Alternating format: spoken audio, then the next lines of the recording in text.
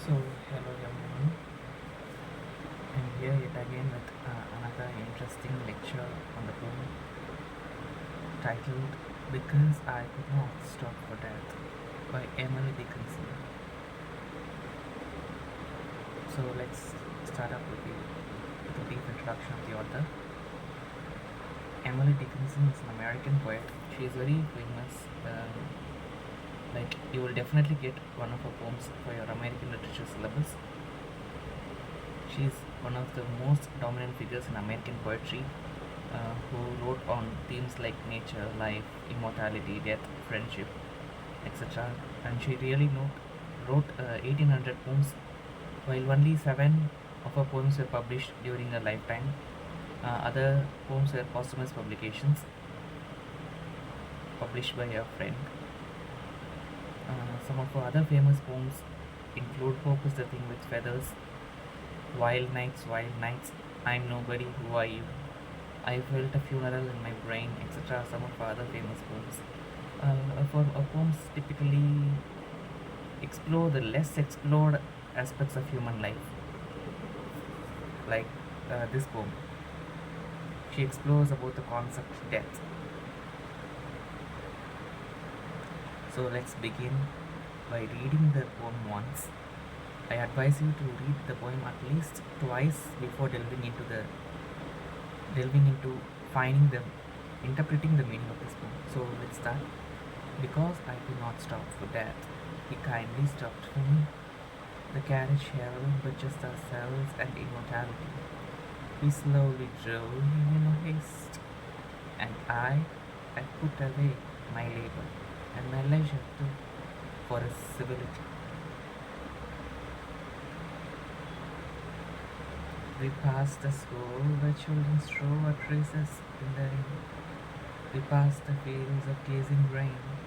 We passed the setting sun, or rather, he passed us. The dews grew quivering and chill, while for only jostled on my gown, my tippet on the tune. We paused before a house that seemed a swelling in the ground. Swelling of the ground, sorry. The roof was scarcely visible.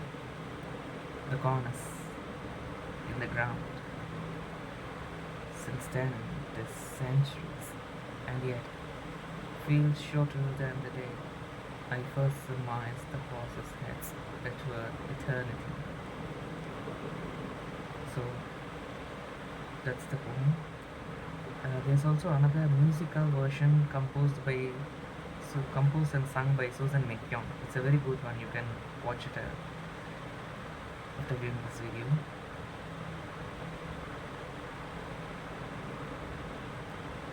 So, as I already told you, this poem is about life, death, eternity, and immortality. She just explores what happens after death, which is still a stereotypical question, much debated question even today.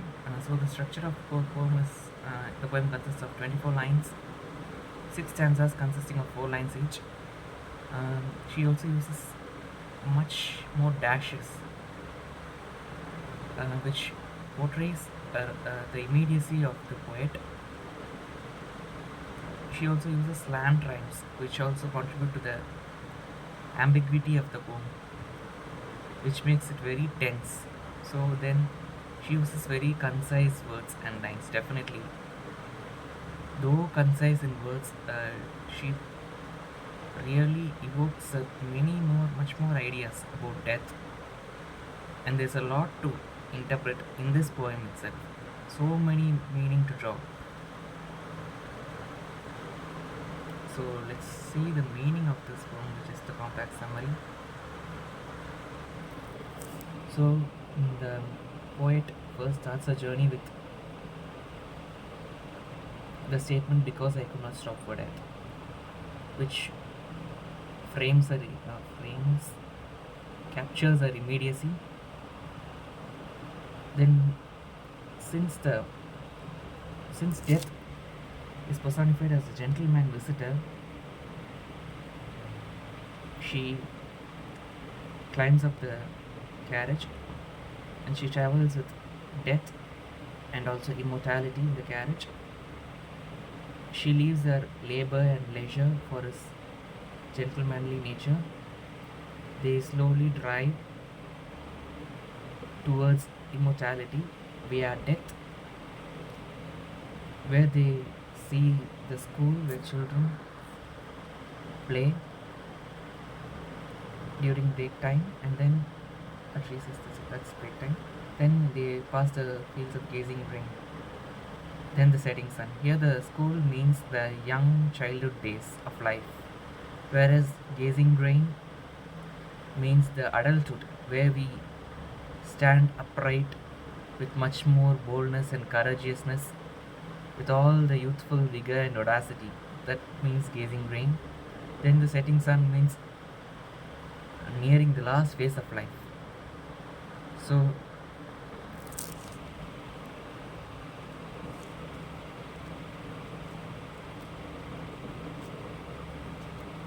sorry, then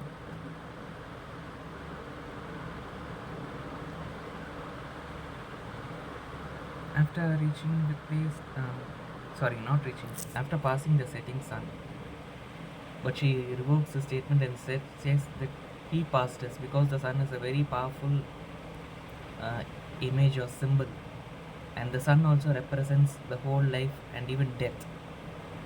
They have passed death.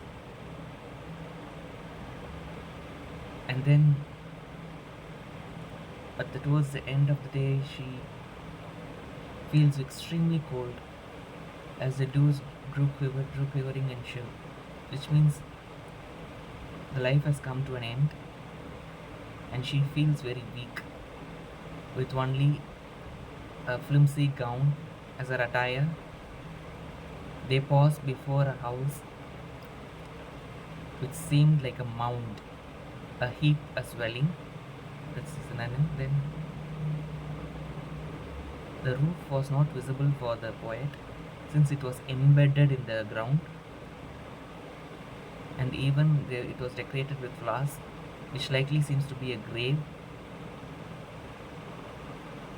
And the journey comes to a pause, and all of this journey, the journey of life and journey towards eternity, seemed like shorter than the day,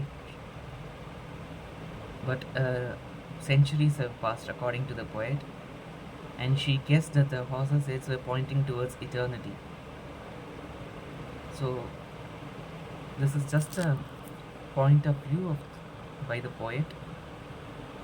She imagines the afterlife, after death, the possibility of the human soul ascending beyond the earthly things. That's what the poet tries to capture here.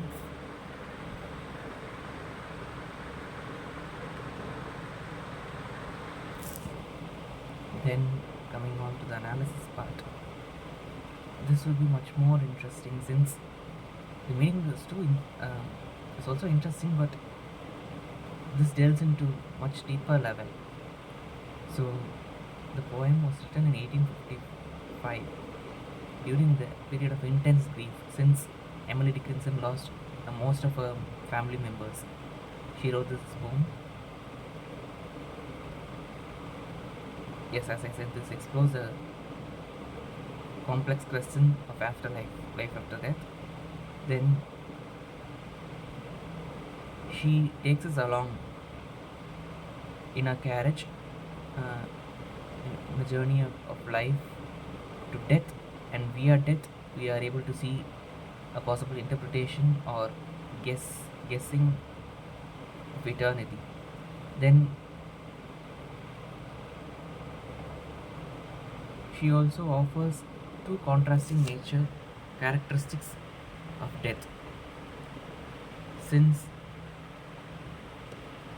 death was first personified as a gentleman visitor who just stopped for the poet to complete her earthly course, but at the end, towards the end, definitely death is a sinister image. So is personified as an undertaker, which means a mortuary guard, because he stops before a grave, possibly for the poet. And then, yes, she uses two contrasting tone or mood. First, the poem starts with a positivity. She was very anticipated towards death, moving towards death, because of the gentlemanly nature of him. But towards the end, we find a very dark image forming before our eyes,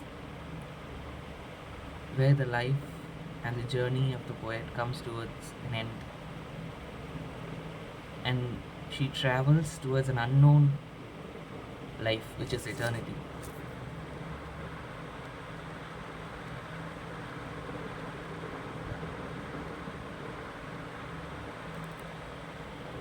Yeah, the selective nature of death, which is much more explicated in the poem. Then, yeah, this poem explores the mystery of afterlife, but no one knows what happens after life. Then, this poem makes us question the concept of death, which also makes us understand why we must live a fulfilled life. Then, yes, the poet beautifully narrates the life in 4 lines about the 3 stages of life: early childhood, adulthood, and the older age or second childishness. As I said, we must utilize our life as it is too short. Only when we explore, or at least we must think, when we think about death, it will make us understand why we must live. This is a very famous philosophy.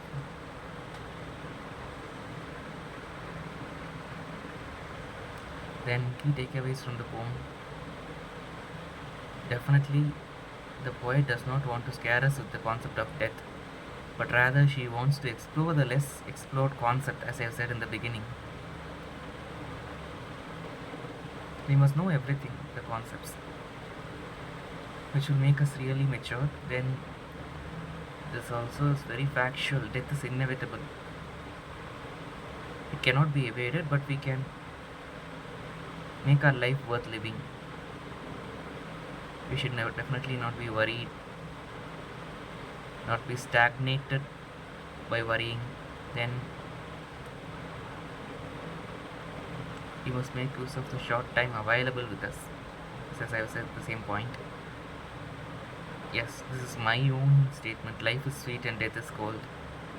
Unavoidable factual information.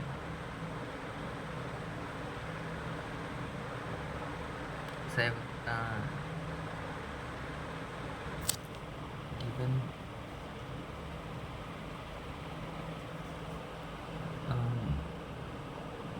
7 literary devices, where the last 2 are minor. Then the first literary device is personification. Here, death is personified as gentleman, visitor, and suitor. The carriage symbolizes the journey of life through which we saw each and every stage of life. And then alliteration, labor, leisure, tipeture, very well known. The first letter, the word of words in the same line. This alliteration. Anaphora, we passed, is repeated in the beginning of line. Then repetition, ground is repeated twice in stanza 5. Then deft use of dashes, I have told you in the beginning, in the structure. Then enjambment.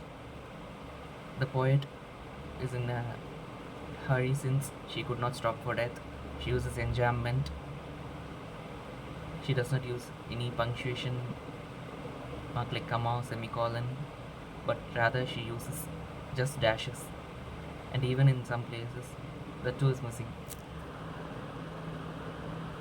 Then significant lines from the poem.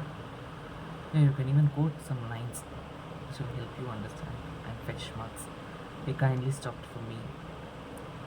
the word kind is very much more important, because his kindness is turned into pessimism completely towards the end, since he leaves her in the grave. Then we pass the setting sun.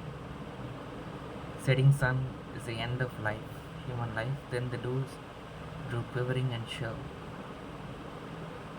Is the exact change of tone. The roof was scarcely visible. The roundabout way of saying the word grave. Even this adds to the effect of the poem. Then I first surmised the horse's heads towards eternity. Lost much more. It makes us think about what would be the possible life after death. She makes us question about death towards the end. Instead of giving answers, she makes us question ourselves and explore the psychology of death as well as the nature of death.